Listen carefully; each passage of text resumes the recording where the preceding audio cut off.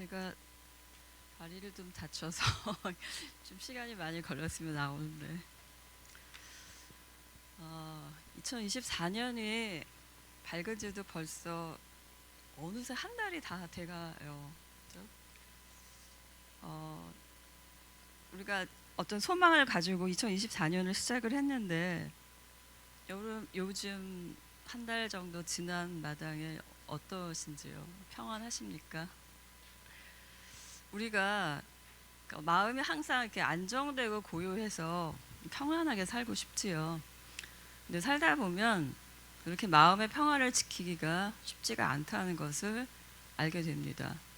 이게 분명히 내 마음인데 내 마음대로 잘 되지 않죠. 내 감정인데도 내 마음대로 안 되고 지치고 낙담하는 마음이 하루에도 몇 번씩 요동을 칩니다. 특히 우리 한국인들에게는 특별한 정서가 있어요. 한이라는 정서죠. 일종의 억울함과 그것으로 인해 내재된 분노입니다. 보통 나는 잘못이 없는데 좀 일이 애매하게 돌아갈 때, 불공정할 때, 그때 이제 우리가 억울함과 분노를 느끼며 쌓여서 이제 한이 되는 거죠. 그런 감정들이 위계 질서가 명확해서 나는 이제 을이라서 당할 수밖에 없는 회사 같은 조직 내에서만 있는 건 아니에요. 어떤 때는 인간관계, 평범한 인간관계 속에서도 얼마든지 우리가 경험하게 됩니다. 학생들도 학생대로 학교에서 친구 관계에서 그런 감정을 경험할 수 있고요. 심지어 가족 내에서도 사랑하지만 이런 불편한 감정들을 우리가 느낄 때가 있어요. 그래서 여러 번 살면서 겪기도 하는데 이상하게 매번 적응이 잘 안 됩니다. 매번 새로 겪는 것처럼 여전히 억울한 일을 만나면 분노가 치밀고 잠이 안 오고 이불킥을 하고 그렇죠. 우리가 오늘의 설교 본문인 사무엘서에서도 우리랑 똑같이 억울하고 분노에 가득 찬 한 남자가 등장합니다. 바로 다윗이죠. 우리는 다윗이 이스라엘의 그 유명한 왕이었다는 걸 잘 알지요. 그래서 아주 그가 잘 먹고 잘 살았을 것이라고 생각을 합니다. 그러나 그런 그도 비참하고 어려운 시절이 있었습니다. 바로 하나님이 다윗을 왕으로 부르셨지만 당시에 왕좌에 있는 사울, 자신의 장인이기도 했죠. 그가 라이벌인 그 다윗을 죽이려고 달려들었기 때문에 여기저기 오갈 데 없이 도망 다닐 때였습니다. 그 당시에 다윗은 동병상련의 감정을 가지고 모여든 많은 무리들과 함께 했습니다. 한 몇백 명 됐습니다. 22장 2절에 보면 그들은 좀 볼품 없는 자들이었던 것 같아요. 그러니까 다윗과 같은 감정과 상태에 있었던 자들, 압제당하는 자, 22장 2절 본문에 보면 그 모여든 자들이 압제당하는 자, 억울하고 분한 자, 채무에 시달리는 자 등입니다. 그러니까 자기 고향에서 뭔가 잘 살 수가 없어서 그런 사람들이 도망 나와서 다윗과 함께 했습니다. 오늘 본문은 25장이지만 오늘 적은 그 절 외에도 전체 내용이 하나의 스토리라서 합쳐서 제가 말씀을 드리겠습니다. 도망자 신세이니까 다윗이 뭐 풍족하고 편할 리가 있었겠습니까? 그래서 때로 누구한테 뭔가를 좀 얻어내야지만 살 수 있는 그런 처지에 있기도 했죠. 바로 오늘 본문 25장 8절에 의하면 당시에 누군가에게 뭔가를 원합니다. 그것도 뭐 높은 지위나 금은보석 같이 그럴듯한 걸 원하는 것이 아니라 좀 모양이 빠지게 생존을 위해서 가장 1차원적인 먹을 것을 구하는 그런 절박한 처지에 놓이게 되었습니다. 그러니까 다윗이 도움을 요청한 사람은 같이 성경 본문을 보시면서 봐도 될 것 같아요.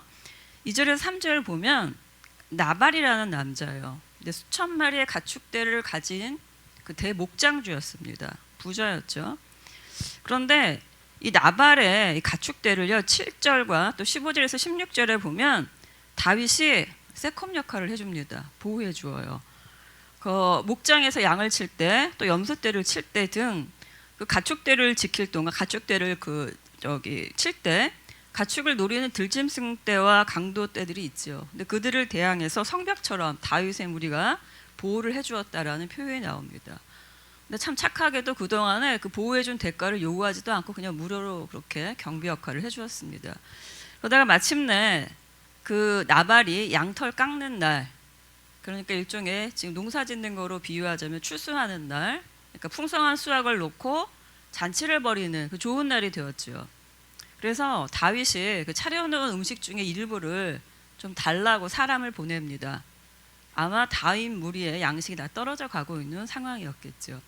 6절에서 9절에 의하면 다윗이 보낸 사절단을 통해서 한 말이 나오는데 굉장히 겸손하게 예의를 갖추어서 부탁하죠. 먼저 나발 가문을 축복합니다. 그리고 자신들과 그 다윗의 무리들을 나발 어른의 종이다, 아들이다, 이렇게 겸손하게 스스로를 낮추어서 표현하죠. 그리고 저간의 상황들, 우리가 그동안 양떼를 어떻게 지켜주었다를 설명하면서 그냥 먹을 것만 좀 달라고 부탁을 합니다. 그리고 강압하지도 않고 대답을 할 때까지, 줄 때까지 조용히 옆에서 이제 기다리고 있었어요. 그러면 그동안 은혜를 입었고 아주 부자인 나발이 그렇게 절박한 다윗의 부탁을 들어주었을까요? 그러면 참 좋았겠지만 그러지 않았습니다. 그러니까 뭔가 도움을 절실하게 요구하는 사람에게 그 처지를 헤아려서 인격적으로 모욕감이 들지 않도록 신사적인 멘트도 해주고 매너도 갖춰주는 훌륭한 사람도 있겠지만, 불행히도 3절에 의하면 나발은 고집도 세고 행실이 아주 포악한 자였다고 합니다. 그는 10절 이하에서 굉장히 모욕적인 반응을 합니다. 10절에 의하면 나발이 이렇게 말하죠. 도대체 다윗이 누구냐? 이새의 아들이 누구냐? 이렇게 묻죠. 근데 다윗은 사실 당시 이순신 같은 존재라고 할 수 있습니다. 블레셋 군대가 쳐들어왔을 때 골리앗을 물리친 소년이었죠. 또한 그 뒤에도 군사를 이끌고 나가서 수많은 전쟁을 해서 영웅처럼 이겼습니다. 그러니까 이 국민 영웅을 나발이 모를 리가 없어요. 게다가 나발은 사실은 다윗의 먼 친족이기도 합니다. 그 3절에 의하면 나발의 가문이 나오죠. 갈렙 족속이다라는 표현이 나옵니다. 갈렙 가문은 다윗이 속한 유다 지파의 유력 가문 중에 하나입니다. 그리고 다윗의 고향인 베들레헴을 세운 가문입니다. 8절에 의하면 다윗이 나발에게 음식을 구할 때 자신을 나발의 아들이나 다름없다라고 말하는데, 물론 이건 겸손한 표현이기도 하지만 또 다른 의미에서는 나발과 다윗 사이의 그 특별한 어떤 유대관계, 혈통으로 묶일 수 있는 그 친족 그룹의 범위를 설명하는 말이기도 합니다. 그러니까 같은 친족 그룹 내에, 유다 지파 내에 그렇게 유명한 그 장군이었던 다윗을 나발이 모를 리가 없는데, 지금 이렇게 다윗이 누구냐 묻는다는 것은 문자적으로 모른다는 말이 아니라 니까지 게 뭔데 와서 뭘 구하느냐, 이렇게 무시하는 말이죠. 멸시하는 말입니다. 그리고 10절 하반부에 더 심한 말을 계속해서 이어갑니다. 이렇게 말하죠. 요즘 종들이 모두 저마다 주인에게서 뛰쳐나가는 세상이 되었다, 이렇게 말하죠. 이 말은 다윗의 등 뒤에 비수를 꽂는 말입니다. 이 말대로라면 다윗은 자기 주인인 사울을 배신하고 뛰쳐나간 종, 의무를 다하지 않은 배은망덕한 자라는 뜻이죠. 그런데 전후 사정을 보면 다윗이 뭘 잘못해서 도망자가 된 게 아닙니다. 뭐 윤리적으로나 법적으로 뭔가 하자가 있었던 것이 아니죠. 오히려 그동안 그저 죽을 힘을 다해서 전투에서 블레셋 군대를 물리치면서 나라를 구하고 사울 왕정을 굳건하게 해주는 역할을 했습니다. 그러나 사울은 자기 딸의 남편, 그러니까 자기 딸이 과부가 될 수 있는 처지가 될 수 있음에도 불구하고 그런 것에 아랑곳하지 않고 자기 사위인 다윗을 죽이기에 혈안이 되었었죠. 실제로 직접 창을 던지기도 했고, 또 자기 딸과 함께 다윗이 사는 그 집에 군사를 보내서 그 다윗이 누워있는 침대째 들고 와라, 죽여버리겠다, 이런 협박을 여러 번 합니다. 그리고 정신적으로 경쟁심과 시기심에 사로잡히다 보니까 정상적인 사고방식을 갖지 않고 과대망상적인 편집적인 그런 증상까지 보여요. 22장 8절에 의하면 사울이 한 말이 나옵니다. 내 친아들이 다윗과 공모해서 여기저기에 나를 죽이려고 복병을 숨겨놨다, 이런 말을 합니다. 그러니까 혼자 소설을 쓰고 있는 거죠. 그러니까 이렇게 정신까지 약간 이상한 이런 사울, 거기에다가 다윗을 죽이려고 달려드는 약간 미치광이 같은 사람을 어떻게 같이 함께 있겠어요? 같이 함께 있겠다면 사실 뭐 둘 중에 누가 하나 죽어야 끝나는 싸움인 거죠. 다윗이 할 수 없이 도망을 치는 거죠. 그 도망만 다녔습니다. 심지어 다윗이 그 앞에 24장을 보면은 다윗이 사울을 죽일 기회도 있었지만 그것조차 하지 않고 곱게 살려 보내주면서 자신의 진심만을 전해졌죠. 그러니까 다윗이 이 말을 들었을 때 얼마나 억울했을까요? 또 분했을 것입니다. 다윗은 전쟁 영웅으로 사울 그리고 지금 이런 나발과 같은 기득권층이 얼마든지 재산을 증식할 수 있게 사회 경제적 배경을 마련해주는 역할도 있죠. 전시 상황이면 어디 뭐 재산을 증식하겠어요. 그런데 수많은 전투를 치러줬고 그 평화로운 시대에 이들은 마음껏 부를 축적할 수 있었지요. 그런데 지금 나발은 또한 따로 개인적으로 경호해온 역할까지 해줬음에도 불구하고 같은 고향 사람이고 친족 공동체인 일원으로 그 상황을 모를 리가 없는데 이 사람이 또 가지고 있는 재력으로도 충분히 도울 수 있는데 상황을 이해하고 동정하기는커녕에 그 등 뒤에다 지금 비수를 꽂고 있는 거죠. 그리고 다윗이 보낸 사절단들이 듣기에도 그 말은 너무나 모욕적인 말입니다. 다윗의 무리들이 22장 2절에 의하면 앞에서 또 말씀드리다시피 시달리고 압제를 당하는 자들, 너무 가난해서 돈을 끄고 채무를 변제할 능력이 없어서 그 독촉에 시달리던 자들, 원통하고 억울한 자들이다라고 성경에 기록되어 있습니다. 그런데 많은 것을 가진 나발이, 그러니까 이런 어려움을 겪어보지 않은 자가 사연이 있어서 자기도 고향에 살고 싶지만 살 수 없던 자들, 그런 상처를 가진 자들에게 함부로 너는 주인에게서 뛰쳐나간 종이다 라고 매도한 것은 그들의 처지를 하나도 헤아리지 않은 것이죠. 억울함과 분노를 당연히 일으켰을 것입니다. 여기까지 욕하고 끝나고 음식을 줬으면 또 그나마 다행인데 한술 더 떠서 11절에 의하면 나발은 실컷 욕해놓고 또 욕한 대가로 뭐라도 주면 좋겠는데 주지도 않아요. 뭐라고 말하면 나발이 거절한 말이 우리 한국어 성경에는 표현되어 있지만 새 번역에는 이걸 히브리어 원문으로 좀 더 자세히 말을 하면 굉장히 자기중심적인 태도로 죄악된 말을 합니다. 무려 8번 정도에 걸쳐서 1인칭 주어와 1인칭 소유격이 등장하면서 내가 나는 이런 걸 강조해요. 예를 들어서 볼게요. 그 새 번역에서는 그런데 내가 어찌 빵이나 물이나 이렇게 표현되어 있어서 그 1인칭의 소유격이나 주격이 잘 표현이 되지 않았지만 히브리 원문을 직역하면 이래요. 왜 내가 나의 빵과 나의 물과 그리고 나의 양의 털을 깎을 자들을 위해 내가 도살한 나의 고기를 가져와서 내가 모르는 자들에게 내가 줘야 되냐 이렇게 강조를 합니다. 무려 8번 등장하죠. 그러니까 자기중심적인 1인칭의 어휘가 반복되죠. 즉 부유한 나발이 상대를 고려하지 않는 철저한 자기중심적인 그런 죄악된 사고와 행동을 하고 있다는 뜻입니다. 사실 사람들은 이렇게 자기가 편안하면 남의 사정을 잘 몰라요. 깊은 사정 잘 모릅니다. 그래서 어떤 때는 함부로 재단에서 말을 할 수도 있지요. 그래서 상대방의 마음속에 그게 상처가 될 수도 있습니다. 우리가 그렇게 상처를 주기도 하고 사실은 받기도 하며 살아왔지요. 그런데 앞에서 말씀드렸다시피 그런 억울함이나 그것으로 이제 발전된 분노가 많이 겪었음에도 불구하고 겪을 때마다 항상 새롭게 그렇게 잘 적응이 되지 않죠. 그래서 우리 마음에 차곡차곡 쌓여서 화석화가 돼 가고 있는 묵은 억울함도 있고 또 며칠 전에 생겨서 지금 활화산이 되고 있는 그런 억울함과 분노도 있습니다. 근데 어떤 경우든지 간에 다스려지지 않는 우리의 억울함과 분노가 사실은 어느 순간 시한폭탄처럼 터질 가능성을 갖고 있는 것이지요. 다윗도 마찬가지입니다. 13절에 의하면 다윗이 굉장히 분노해요. 그래서 당장에 그가 가용할 수 있는 군사들을 다 동원합니다. 얼마나 화가 나고 억울했든지 다른 장면에서는 전투에 나갈 때 하나님 앞에 승리를 이렇게 여쭙는데 이번 그 물었다는 표현도 안 나옵니다. 그냥 바로 칼을 차고 나발에게 복수하려고 떠나버리지요. 이어지는 21절에 의하면 다음에 다윗의 마음이 나옵니다. 그는 단단히 벼르고 있었다라고 표현되죠. 그리고 그의 말이 이렇습니다. 내가 그동안 나발의 재산을 지켜준 일이 다 헛짓거리였다. 쉽게 말하면 선을 악으로 갚는 나발에게 지금 당장 가서 그와 그의 집안 남자들을 다 죽여버려서 복수하겠다. 이렇게 다짐합니다. 그리고 덧붙입니다. 얼마나 억울하고 분한지 내가 만약 이 복수를 하지 못한다면 하나님께 내가 차라리 벌을 받겠다. 이런 말까지 덧붙입니다. 그러니까 굉장히 지금 큰 사건으로 이렇게 확장될 수 있는 그런 또 다른 위기에 지금 다윗이 처해 있는 거죠. 그런데 그때 하나님은 한 사람을 예비시키십니다. 그리고 다윗에게 보내셔서 그 마음 내가 알아 라고 위로해 주시지요. 바로 나발의 아내 아비가일입니다.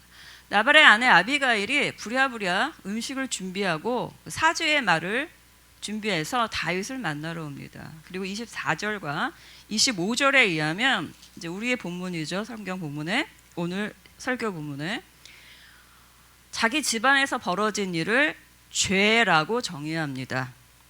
24절에서 죄는 바로 나에게 있다 이런 표현이 나오죠. 그러니까 나발이 거절한 그 모든 것들이 죄라고 이렇게 다시 정의를 해주죠. 그리고 또한 25절에 의하면 나발은 몹쓸 자다. 그는 못되고 하는 일도 어리석은 자다라고 이야기해 줍니다. 즉 아비가일은 다윗이 도망이나 치는 불량배면서 쓸데없이 음식을 청구해서 남에게 빌붙는, 즉 나발이 그를 평가한 거죠. 그런 자가 아니라 당연하게 그런 권리를 정당하게 주장할 수 있는 자라며 그것을 거절한 나발이 죄인이라는 것을 확인시켜 주는 거죠. 26절 하반부에서는 다윗에게 만약 나발처럼 다윗에게 해를 끼치는 자들은 다 나발처럼 못되고 어리석기를 바란다 라고까지 말해줍니다. 또한 28절에서 나발이 무시했던 그간의 다윗의 행적을 다시 재평가해 줍니다. 사람들은 알아주지 않았지요. 그런데 아비가일을 통해서 하나님은 그가 했던 전쟁들, 이것이 백성을 위해서 했고 사울을 위해서 했던 그 수많은 전쟁이 무익하고 쓸모없던 것이 아니라 언제나 주님만을 위한 전쟁이었다라고 증언해 주시는 것이죠. 그리고 아비가일을 통해서 하나님은 다윗에게 그간의 고생을 다 보상해 주시겠다고 말씀하십니다. 28절에서 29절에 의하면 다윗의 집안을 영구히 세워주며 누구도 다윗을 죽이지 못하게 다윗 생명을 보호해 주신다. 다윗을 괴롭히는 원수들은 하나님께서 다 갚아주실 것이라고 말합니다. 근데 제가 지금 이 말씀을 잘 들어보면 한 가지 질문이 좀 떠오를 수 있어요. 말하는 사람은 지금 아비가일인데 계속 제가 하나님이 말씀하셨다, 아비가일을 통해 하나님이 말씀하셨다 이렇게 지금 표현을 했거든요. 그럼 이제 질문이 들죠.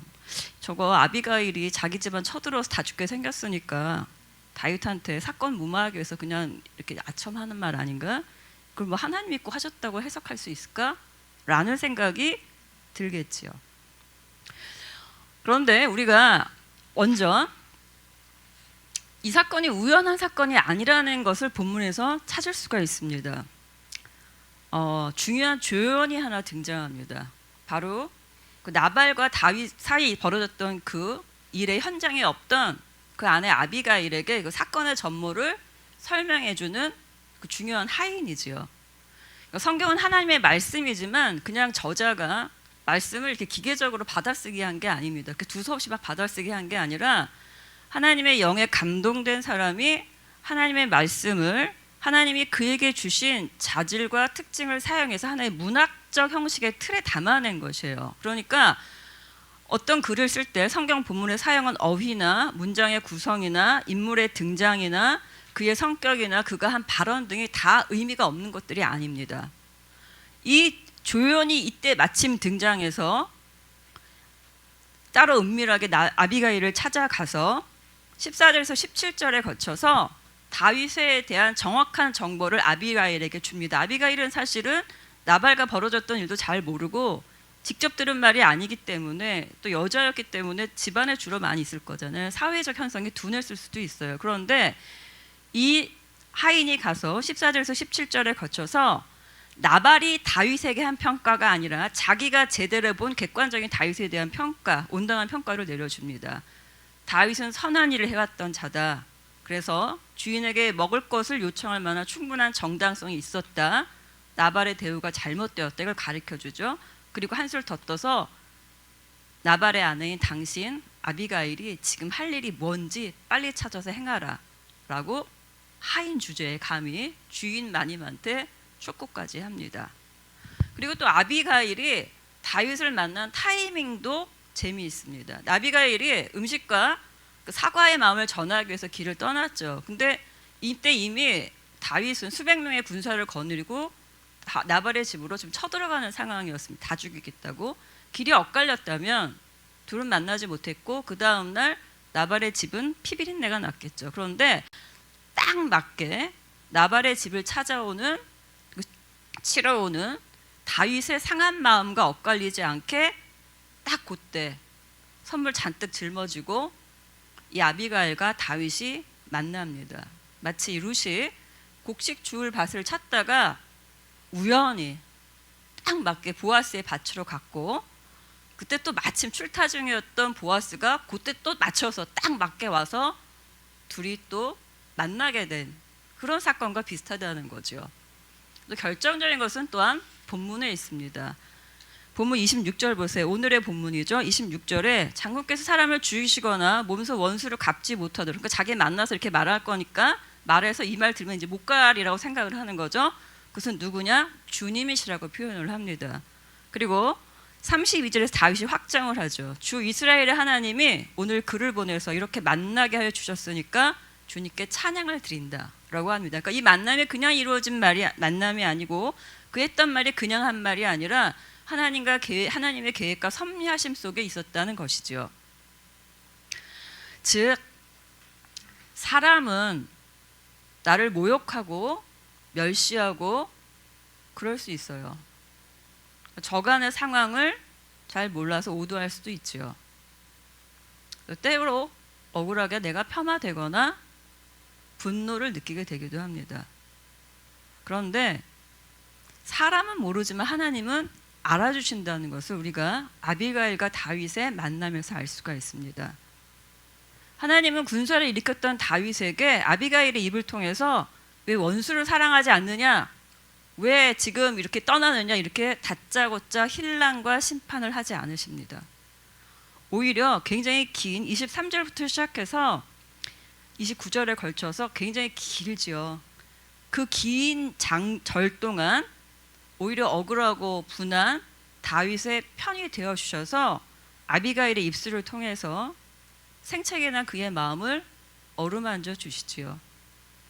사람은 폄하했던 그 다윗을, 즉 우리를 하나님의 입을 통해서 다시 재평가해 주십니다. 본문은 다윗이 복수를 하러 가기 전에 얼마나 감정이 유동쳤는지 하나님 앞에서 뭘 토로했다라는 기록조차 없어요. 그런데 놀랍게도 하나님은 그렇게 마음의 여유가 없었던 다윗의 그 괴롭고 처절한 마음까지 알아주셨다는 거죠. 시편에서는 하나님 앞에서 자신의 억울함과 분함을 토로하는 그런 시들이 참 많습니다. 단순히 토로하는 것을 넘어 어떤 때는 원수를 갚아달라는 일종의 보복시 같은 것도 등장합니다. 우리가 우리의 마음을 어떻게 주체를 하지 못할 때, 어떤 때는 기도조차 하지 못해 잘 드러내지조차 못할 때, 그렇게 골이 깊을 때조차 하나님은 우리를 아신다는 거지요. 위로를 해주신다는 겁니다. 그래서 우리는 그분 때문에 사실 다시 힘을 내고 일어설 수가 있는 것입니다. 만약 여러분 중에 어떤 분이 여지껏 다윗처럼 사울 왕정과 그 나라를 위해 희생한 것처럼, 또 나발을 위해서 헌신했던 것처럼 무언가를 위해서 또는 누군가를 위해서 희생하고 헌신했지만 그 노고를 인정받지 못하고 오히려 멸시당하거나 아니면 왜곡되게 평가받았을 수도 있습니다. 그런 경험이 우리한테 다 있잖아요. 어떤 때는 가족 공동체일 수도 있고요.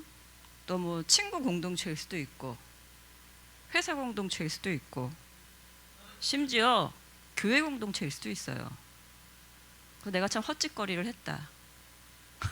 예, 제가 그런 감정을 느낀 적이 있었어요. 사실은요. 아주 오랫동안 괴로웠습니다. 그래서 그 헛수고했다라는 그 좌절감, 그 억울함, 잃어버린 세월에 대한 분노가 가득 차서 나를 괴롭힐 때, 또는 누군가를 위해서 헌신했는데 상대는 알아주기는커녕 모르는 걸 넘어서서 정말 이상한 소리를 할 때, 사울처럼 반응하거나 또는 나발처럼 반응할 때 우리 가슴이 참 무너지지요. 상처가 되고 억울하고 분해합니다. 그럴 때 그럼에도 불구하고 아무도 모르지만 우리를 은밀하게 보고 계시는 하나님의 계심을 기억하시기 바랍니다. 그분은 나의 내밀한 속사정을 아시지요. 그래서 어떤 때는 그저 말없이 듣고만 계실 때도 있지만, 또 어떤 때는요, 준비된 조연을 등장시키시고 나의 아비가일을 보내셔서 내가 알아듣게 말씀하시고 위로하시기도 합니다. 그 하나님이 오늘도 우리를 여전히 위로하고 계심을 믿으시기 바랍니다. 그런데 말입니다, 다시 본문 30절 이하를 보면 하나님은 그렇게 나를 위로해 주시고 내 마음을 알아주시죠. 우리가 그 은혜만도 감사한데, 내가 그 위로를 받아야 될 만큼 그 아픔 속에서 위로보다 한 단계 더 나아가서 나를 성숙함의 자리로 인도하시는 그 기회를 주신다는 사실이 더 귀합니다. 우리가 억울하고 분하면 이성을 잃기 쉽습니다. 그래서 억울하고 분한 것도 속상한데, 그것 때문에 다시 제2, 제3의 실수와 죄를 짓는 자리로까지 나갑니다. 아비가일이 길에서 만난 다윗이 그랬습니다. 억울함과 분노에 그치지 않고 이제 한 집단을 몰살시킬 대학살의 칼날을 갈고 있었죠. 그래서 하나님이 지치고 상한 다윗의 마음을 무려 23절에서 29절을 걸쳐서 굉장히 길게 어루만져 주셨지만, 거기서 끝난 것이 아니라 바로 그 뒤에 30절에 31절에 거쳐서 그가 놓치고 있었던 것을 깨닫게 해주십니다. 먼저 본문 30절은 다윗에게 무엇이라 말씀하시냐면, 이스라엘의 영도자로 세워주실 것이다 라는 표현을 합니다. 즉, 너는 도망자가 아니라 이스라엘의 영도자가 될 존재야 라고 다시 정체성을 확인시켜 주시는 거죠. 즉, 지금의 후줄근한 다윗을 보는 것이 아니라 앞으로 빛날 다윗을 보라고 하시는 겁니다. 그런데 중요한 앞에 표현이 있습니다. 주님께서 장군에게 약속하신 대로라는 표현이 더 중요합니다. 내가 그리는 멋진 미래의 자화상이 아니라 주님이 이끄실 나의 미래, 그거를 보라는 거죠. 그러니까 나의 미래를 보는 것도 나에게 힘이 되는데, 그것을 주시고 인도하시는 분이 주님이시기에 그 신실함 때문에 나는 그 미래를 더욱 확신할 수 있게 되는 것이지요. 그리고 다시 본문은 거기서 그치지 않고요, 31절에 거쳐서 31절에서 마치 다윗에게 뒤통수를 얻어만진 듯한 그런 매우 중요한 말씀을 덧붙이십니다. 31절에 의하면 만약 그가 감정에 휩싸여서 당장 보복한다면 당장은 마음이 시원할지 몰라요. 그런데 그는 다른 사람들에게는 어떻게 비춰질 수 있냐면, 부자에게 부당한 요구를 하다 쉽게 말하면 삥을 뜯다가 실패한 자, 다 죽여버린 살인마 집단의 리더가 될 것입니다.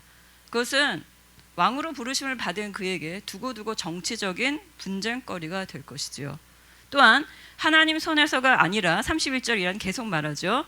자신의 손으로 그 보복을 행한다면 자의적 복수가 반드시 하나님 앞에서 죄책감을 불러일으킬 것이고, 그렇다면 계속해서 하나님 앞에서 다윗은 뭔가 떳떳하지 못한 마음이 계속 걸림돌로 남게 될 것이라는 것이죠. 즉, 하나님이 아비가일의 입을 통해 말씀하신 것은 분노와 억울함 속에서 그것을 함몰되어 가는 것이 아니라 하나님이 그를 위해서 계획하신 원대한 미래를 보라는 것, 또 그리고 그 원대한 미래를 주께서 인도하시는 것에 대한 확신을 가지라는 것, 그리고 더욱 중요한 것은 그에 걸맞는 행동과 사고를 지금부터 갖추라는 말씀이지요. 그에게 충동적인 죄를 짓지 못하게 저주하십니다. 즉, 하나님이 나에게 사람들의 입에 휘둘려서 우리 감정이 요동쳐서 실수와 죄를 짓는 것이 아니라 주께서 계획하신 나의 그 청사진을 바라보며 또 이루실 그 주님을 신뢰하면서 그에 맞는 지금의 삶을 살아내라고 말씀하시는 거지요. 다행히 다윗은 그 이야기를 듣습니다. 근데 이거 쉬운 일은 사실 아니에요. 많은 군사를 일으켰어요. 살기 등등하게 오는 길이죠. 근데 중간에 원수의 부인이 만났는데, 한 부인이, 어떤 여인의 그 말 한마디에 그 수백 명의 군사를 다시 돌린다는 것은 리더의 입장에서 쉬운 결정은 아닙니다. 리더십의 역할에, 리더십에 금이 갈 수 있는, 그런 굉장히 미묘한 문제이기도 해요. 그런데 다윗은 그렇게 자신을 따르는 그 무리들을 자기 리더십의 손상이 갈 수 있는 그 짐을 짊어지고서라도 하나님의 경고와 그 사랑 어린 조언을 알아듣고 받아들이고 발길을 돌립니다. 그리고 32절, 33절에 걸쳐서 자신이 지을 뻔한 그 죄와 실수에서 구원해 주신 하나님을 찬양하지요. 오늘 설교 서두에서 말씀드린 것처럼 감정이 흔들리면 사람이 이성을 잃고 죄를 참 짓기 쉬워요. 그런데 하나님의 다윗의 이야기를 통해서 우리에게 말씀하시죠. 우리가 분노와 억울함이라는 누구나 쉽게 빠질 수 있는, 알는데도 헤어나기 힘든 그것에 먹혀버려서 또 다른 죄를 짓지 말아라. 오히려 이것을 통해서 더 성장할 수 있는 귀한 자리로 가라 라는 이 메시지를 주시지요. 그런데 우리가 격앙이 되어 있고 경황이 없으면 이 세미한 음성이 잘 들리지 않습니다. 고난 중에 감정까지 흥분되어 있는 상태면 안 들리죠, 잘. 그런데 이번 주에 우리 성경 묵상집에 이런 내용이 있었어요. 우리가 주님께 포커스를 맞출 때 그게 제일 중요한데, 신앙생활에서 주님 주신 축복에 오히려 방해가 될 때가 있다. 그러니까 그 축복에 눈이 팔려서 주님을 바라보지 못하는데 오히려 우리에게 닥치는 어려움과 고난이 다시 주님을 바라보게 하는 계기로 작동할 수 있다. 그런 표현이 나옵니다.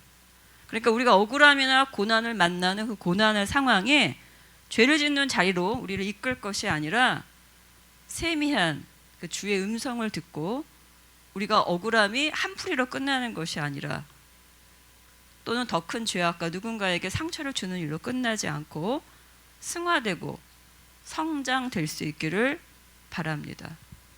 그런 의미에서 로마서 12장 9절에서 19절에서 21절이 떠오릅니다. 그 새번역에 의하면 내용은 이래요. 스스로 원수를 갚지 말고 하나님의 진노하심에 맡겨라. 원수 갚는 것은 하나님이 하실 일이다. 네 원수가 줄이거든 먹을 것을 주고 목말라 할 것은 마실 것을 줘라. 그렇게 악에게 지지 말고 선으로 악을 이겨라 라는 그런 말씀입니다. 이 말씀 들으면 우리가 사실 불편하죠. 뭐 어떻게 평범한 인간이 원수가 줄이는데 먹을 걸 주고 목마르는데 마실 것을 줄 만큼 뭐 이렇게 관대할까 우리가 싶어요. 그런데 오늘의 다윗의 이야기를 통해서 우리가 하나님의 내 속사정을 다 아시고 나를 위로하신다는 것을 안다면 어쩌면 이 로마서 말씀을 다는 못 받아들여도 한 걸음 정도는 그 말씀에 발을 떼볼 수가 있을 것 같아요. 그리고 또 현재의 나의 억울한 처지에 내가 영원히 머무르는 것이 아니라 나의 미래를 주님께서 계획하시고 이끄신다는 것을 믿는다면, 그걸 알게 된다면 다시 또 한 걸음을 뗄 수 있을 것 같습니다. 그리고 그분 앞에서 나의 이 지금의 분노와 억울함이 하나님 앞에서 죄를 짓는 결과로 이어질 수 있다는 무서운 사실을 깨달을 때 우리는 좀 옷깃을 여미고 두려운 마음으로 하나님 앞에 우리의 억울함과 분노를 드릴 수가 있겠지요. 하나님이 때로 나의 아비가일을 통해서 세미한 음성으로 말씀하십니다. 그 음성을 들을 때 비록 나발은 선을 악으로 갚았지만 그 음성을 듣는다면 하나님은 내 원수가 줄이고 목마를 때 내가 그것을 줄 수 있는 힘, 즉 내가 악을 행할 수 있는 길을 원천적으로 봉쇄해버릴 수 있는 그 선택을 할 힘을 주실 것입니다. 그렇게 저를 포함해서 모든 성도님들의 가슴에 켜켜이 쌓아놓고 있는 해묵은 오래된 억울함과 분노의 감정들, 또 새롭게 생성돼서 주렁주렁 열리고 있는 그런 감정들이 주님 앞에서 해결되기를 축원합니다.